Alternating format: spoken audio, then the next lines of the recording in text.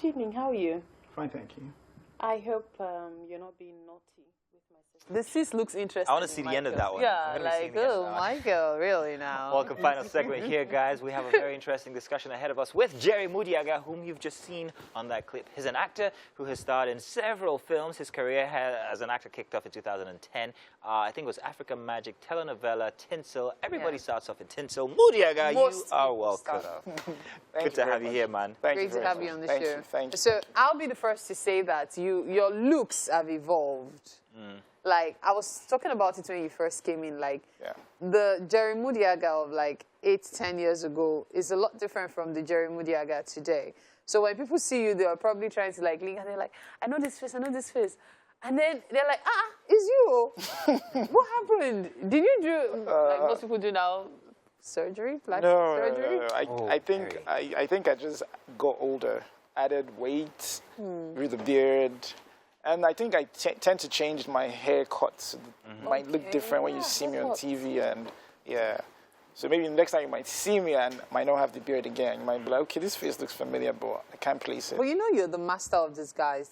I wish I was. No. You are. Like, I'm sure you go to places where people, till you leave, they're like, I know that face, but it looks different. It just looks so much like this person. Yeah, once in a while I get that stare.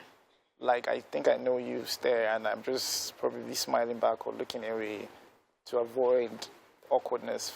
Yeah, wow. So it happens. Wow. For those who probably watched earlier, when we showed a much older clip of a movie is done, you'll be able to identify what I'm talking about. In deference to what you just watched, you see that, is it the same guy? Is it the same person? No.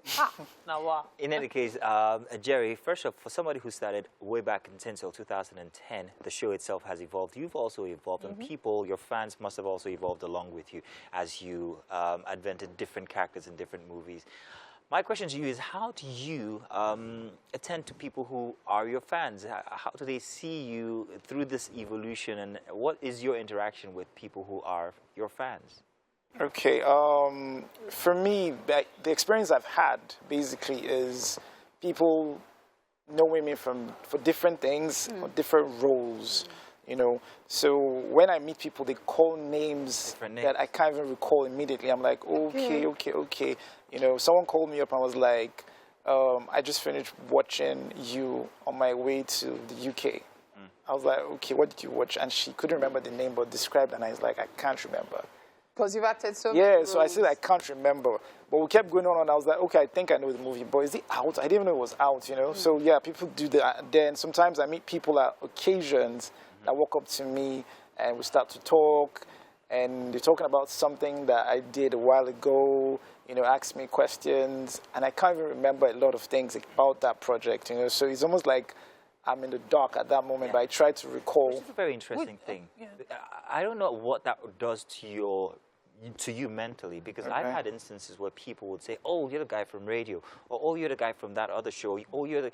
And it does a number of me, because I have to, first of all, recondition. Yes. You know, your mind to that person that you are. To the personality that they're trying to interact with. So does that happen to you as well? Yeah, it does. Honestly, it does. Because I even get questions on...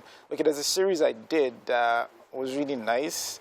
And up until now, people still talk about it because it moved from one platform to another platform. Okay. So when you think, okay, they're done with this, another platform has it on, and it's like fresh to people again, and they bring it back, and they're like, okay, so what happens to them? We're like, okay, I know what happens, but I can't tell you everything because I'm going to like spoon feed you and probably spoil the whole show. So just enjoy. And they're like, no, I don't know. Did you die? Did he? You know, stuff like that. And it's all fun. It's just part of it. So we just embrace it. That actually brings me to something regarding the fact that you're struggling so much to, you know, the struggle to try and remember which particular role. Refracture. Of all the roles you've ever played, which one stands out? Which one is it that every time you think about it, maybe it was too tasking, or it was a struggle for you, or you were going through stuff at that point? Which one stands out? Okay, so they all have different aspects. Struggling with too tasking, most I hold on to dear to my heart. So let me start with the ones I hold most dear to my heart. One will be my personal project because I just produced my first movie. Oh, wow. Congratulations. Yeah, thank you very much. And I just got the second cut this morning, so I'm yet to go through it. What's it called? Or Legacy. Legacy. Oh, no, it's What's Legacy about?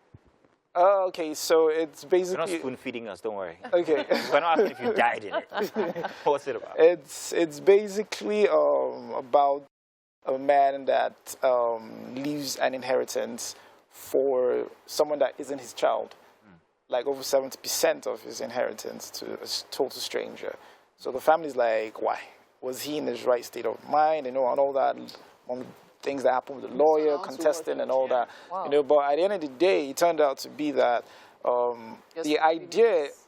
It sounds interesting. I'm just warning you. Okay. I'm just warning you. I like spoilers, but yeah, we like spoilers, but we don't want this, right? This is one movie I want to watch. Okay. I really don't want you to go and spoon feed, and then it becomes a big deal. Like, we already know the end of the story. Okay. So for you, I wasn't even going to get to the middle of it. Yeah. But anyway, it was crazy. It was draining, mentally draining, because I acted and I was producing at the same time. That was my first as an EP, but I was still trying to, you know, learn the ropes of being a producer while on set. So a lot of things were going through me, like I need to know what's happening, and I was trying to get my lines, and I was trying to make sure, okay, this is happening, you know, so it was really draining from the financing of the project up until the very end. In fact, when we wrapped, I was still getting calls from owners of locations for things that were destroyed, I had to pay for, oh, wow. you know, and all that you have process. To go through all that yeah, so I was like, no, this is too much. I lost weight, I broke out, everything happened to me all at once. You know, so that's the part we don't get to see or hear. No, you don't get to see or hear. Yeah, so it's really dear to me. Like it's my first, and it's obviously not going to be my last. Obviously, you know.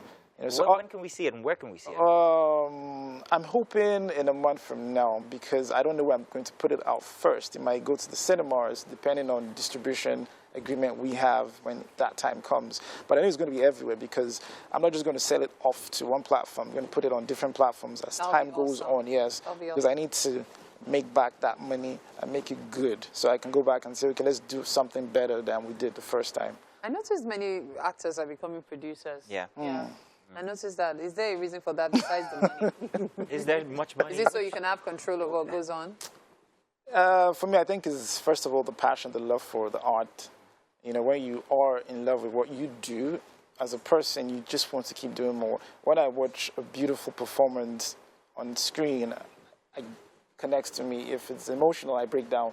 If it's, you know, if the performance is so good, I want to like, oh, this is something I would love to do, you know. So it's first of the passion, then the money, which is very important, you know. So when you're in front of the cameras, you have all the glory, the glam, and everything, but you're not really making that much money. No, you're not. No, you're not. But when you're behind the cameras, nobody sees you, but you're the one that is in charge. You're the one that knows what is coming out of this. You're the one that pushes it all the way. You know where it goes to, you know the profits, you know everything. So, yeah, most of us are literally going behind the cameras, and that has not just started today. It's been for a long time. You know what?